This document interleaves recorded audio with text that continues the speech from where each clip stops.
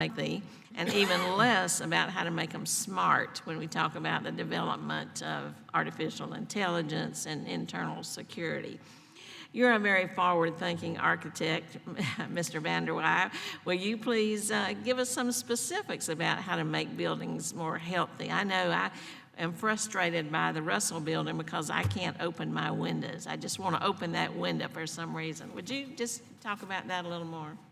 Sure. Well, and I think in its simplicity, opening a window and having access to fresh air is a great starting point for making healthy buildings. We've seen buildings that are ventilated through the facade, through windows, have indoor microbial communities that look more like the outdoors and look less like our own skin and gut microbiomes, which inherently means there are likely to be fewer pathogens in these environments that are directly ventilated. It's always a balancing act with energy, because if you leave a window open in the middle of winter, then you have those penalties too. So this begs for that smart building, that automated building that can also have a strategy to close those windows when it knows nobody's there and it knows the best energy decision would be to close it. So we're working on a project that we call fuzzy wrenches, which is the fuzzy part is the fuzzy logic and machine learning ideas that we see through computational science. The wrenches part is people who own and operate and run buildings, and we're doing that as a microcosm on our campus. And the BTUs for BTUs project is an example.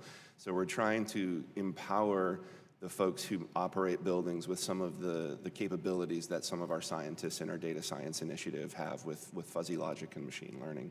When you talk about healthy buildings, you're talking about mental health as well as physical health, aren't you?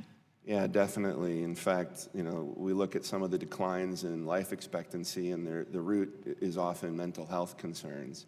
And so access to views of nature have been shown to provide what we call micro-restorative experiences. Researchers at Michigan several decades ago brought that idea to our lexicon. One of the challenges with healthy buildings, and why I think, as Ranking Member Meadows described previously, is this being elusive in some ways, is that we don't have great metrics for defining what is a healthy building. In energy, we've got energy use indices. For healthy buildings, we are starving for that sort of basic unit of like environmental and mental health. And perhaps the closest thing we have is occupancy rates, but that's not an imperfect metric as well. So that's where I reference the need to develop some metrics of these non-energy benefits. Thank you. I would ask the two of you who represent different kinds of certification, if you would address the types of buildings or projects that you are involved in, so we know that you're kind of working in tandem as opposed to competitively and in conflict. Would you, because I understand you do different kind of projects and different kind of buildings, that some are more appropriate for LEED, some may be more appropriate for what you do, Dr. Russell. Is that accurate?